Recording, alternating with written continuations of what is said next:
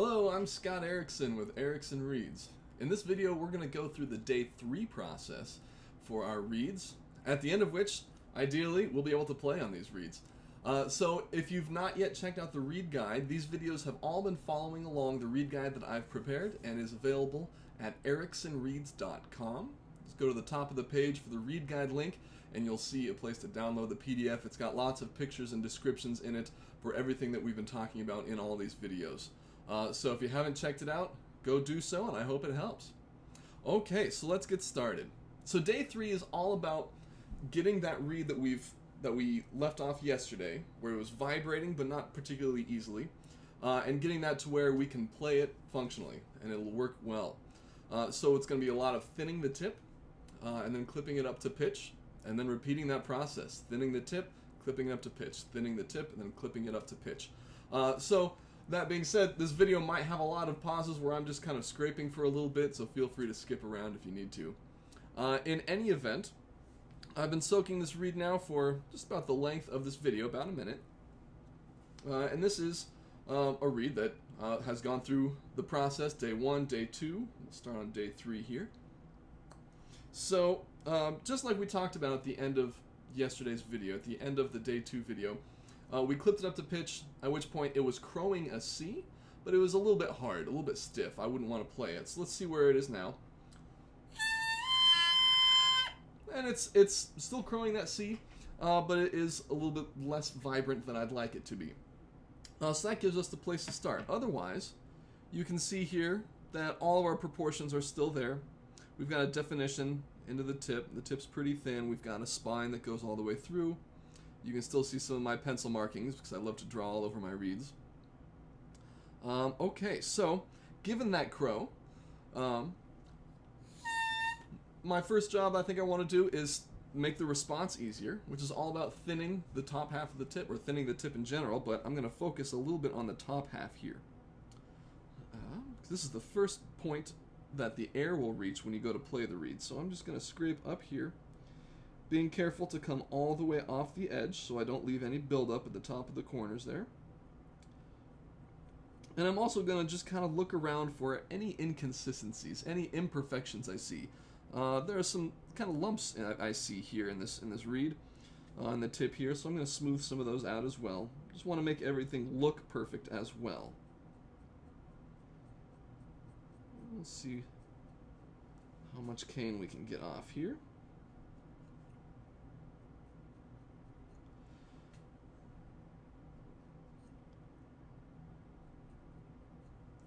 Okay, and in this we want to make the tip extremely thin, kind of all the way throughout. Now the top corners here, right up here, this needs to be the thinnest spot, right at the corners, and there should be a nice slope from the definition down to the tip, but the whole thing does need to be quite thin.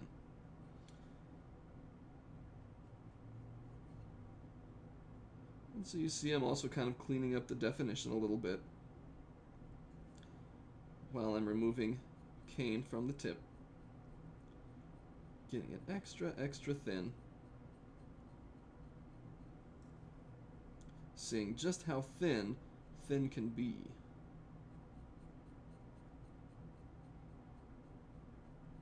There we go. Okay. And it's starting to look better too. Some of those little inconsistencies that I saw a moment ago are starting to get smoothed out.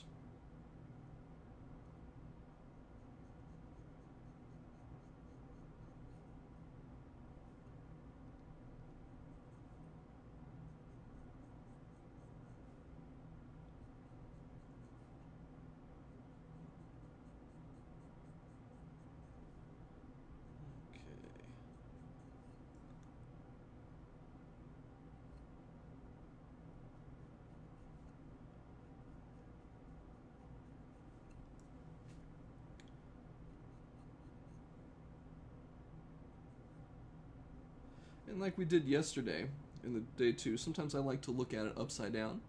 Just kind of get a different angle on that definition to see if changing that angle of view helps me see things a little bit better. And sometimes it does.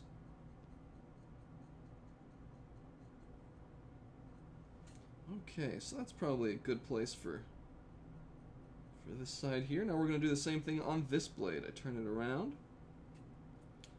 I can see a couple of lumps in there that I want to get rid of. Focusing again at the top half of the tip into the corners here.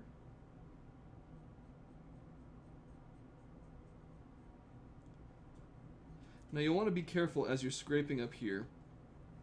You want to watch where the cane is coming off, because sometimes if we push a little bit, push into the cane with the knife just a little bit, we'll start to scrape perhaps in the center of the tip right over here, or in places where we're not intending to. That does happen, so be careful, watch carefully about where cane is coming off, just to make sure that you're only scraping in the places that you want to scrape.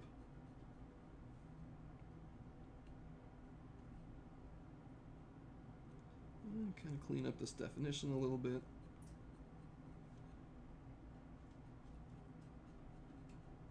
While I remove some more.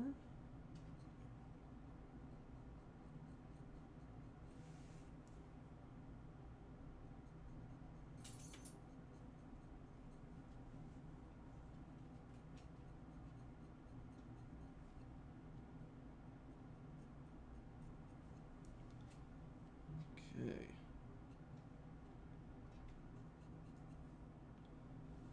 Take a look at it upside down.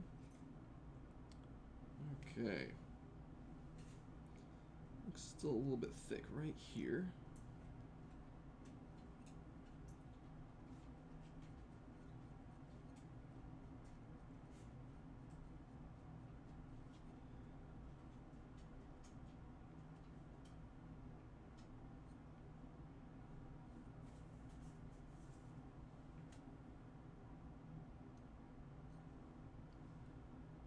Okay, and then the next thing I'm going to do is I want to check to make sure that the corners of the tip on each blade line up perfectly.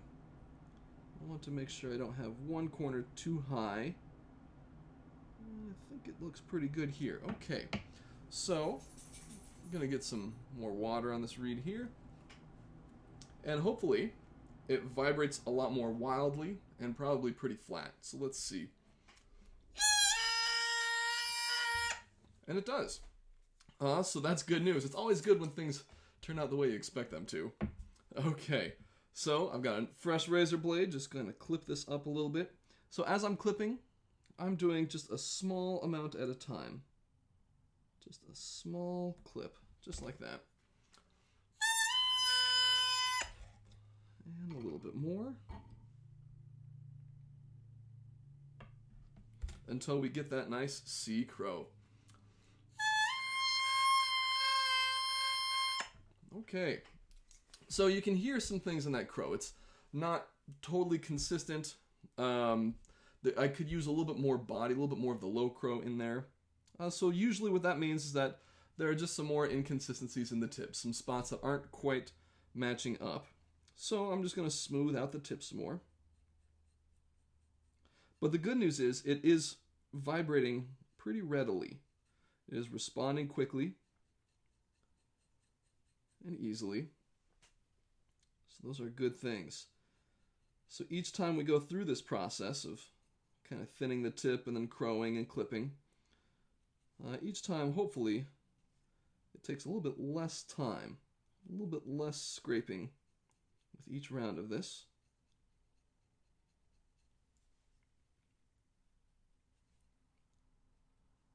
And some of the things I'm thinking about, I want to make sure everything looks right and then crows right. You'll notice I haven't put it in the oboe at all. I'm waiting for it to both look good and crow well before I put it in the oboe. Usually that'll help get some success there, or get greater success.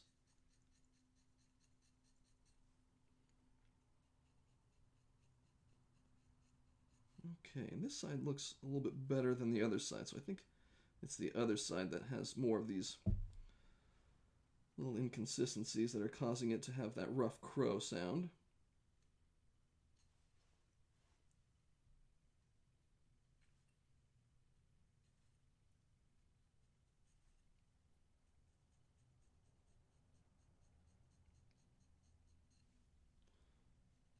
There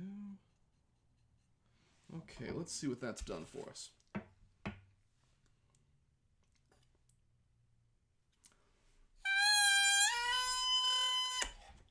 Okay, lowered the pitch just like we thought.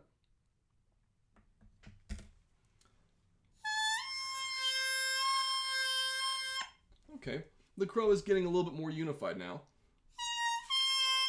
And it's still pretty easy. So now what I'm going to do is I'm going to mark in the back. Now we did this a little bit on day 2, but as of yet, there's no difference between the back and the heart. The only real thing we did was we removed the rails from the heart, but left the rails in the back.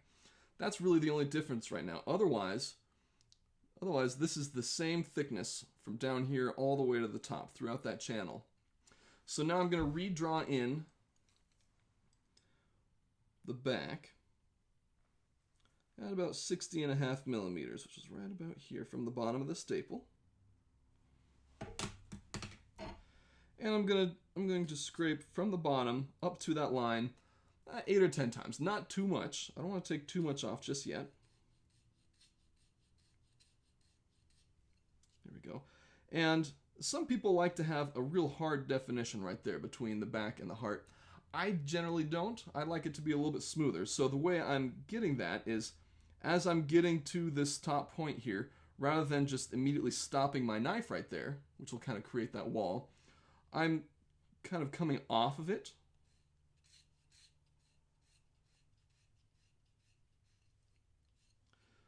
I'm kind of just gradually coming off from that point right there to help make sure that I don't get a strong definition in there.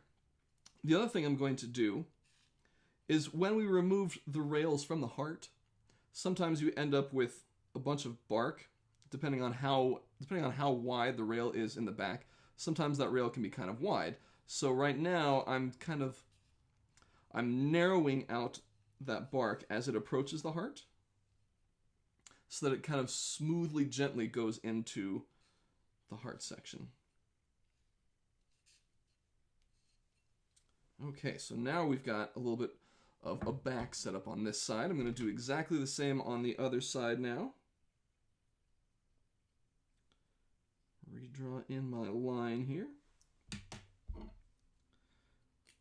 scoot back just a little bit with this back there. Okay.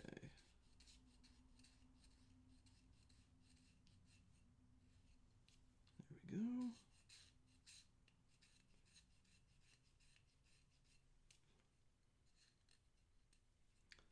And kind of taper off the bark from the rail into the heart there. Now, if you do inadvertently come up with more of a definition, more of a wall, a stop in there than you want, the way I usually fix it is I'll turn the reed upside down like this and just very, very lightly scrape off that little stop right there, that little wall. Do the same on this side.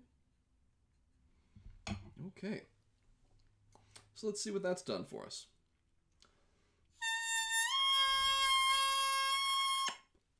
Okay, so it's a little bit high in pitch and a little bit stiff, a little bit inflexible, I guess I should say. It still vibrates pretty readily, but it's inflexible.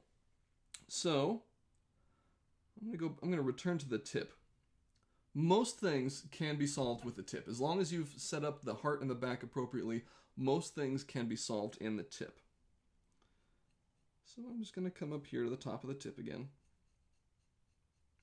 Smooth things out. And one thing you can do is, as long as your knife is sharp, just very, very gently kind of dust off the tip like this. And you'll see sometimes just a little bit of cane. And what it's doing is it's removing some of those rougher edges. Without removing too much. Just takes off some of those rougher edges that maybe you can't always see. There we go.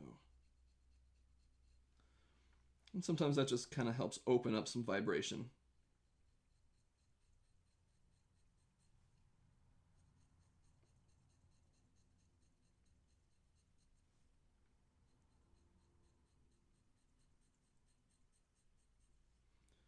There we go.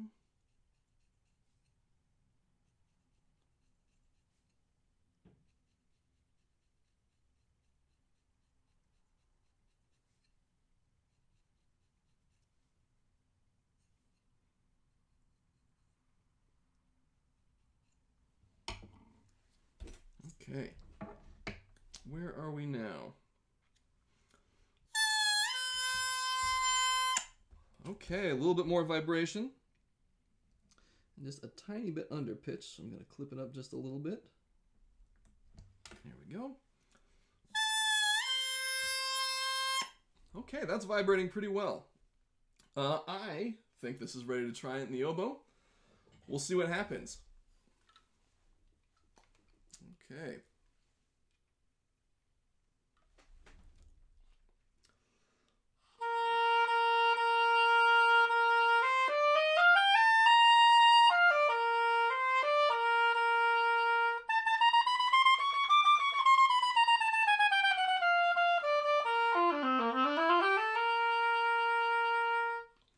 Okay, so it is now playing pretty comfortably in all registers, all ranges of the oboe. It may not be what I would play as a performance quite yet, but no reed is ever truly finished. We've gotten through day 3, so we've gotten to a place where I could certainly practice on this reed. I can practice pretty comfortably. It's not terribly resistant. I won't get too tired playing this reed. It plays in tune. It has decent sound. I can do some more things to fix that, and maybe I will tomorrow. But this is a good place to put this away now. And this way I know that at least tomorrow I'll have a reed I can practice on. So, I hope going through this process like this kind of helped. There will be more videos discussing how to take it from this to something that maybe I'd perform on, with a darker sound, with a more readily available tone quality, a little more depth and sound there. But this gets us through our 3-day process into a reed that you can play on. So I hope this helped. Like I said, no reed is ever totally finished. This reed will likely be a little bit different tomorrow, which is why I'm putting it away right now before I do too much to it. And tomorrow I can fix it up and make it a little bit better, a little bit more comfortable. Maybe get it ready for prime time to play on. So I hope this video series has helped. Thank you for tuning in.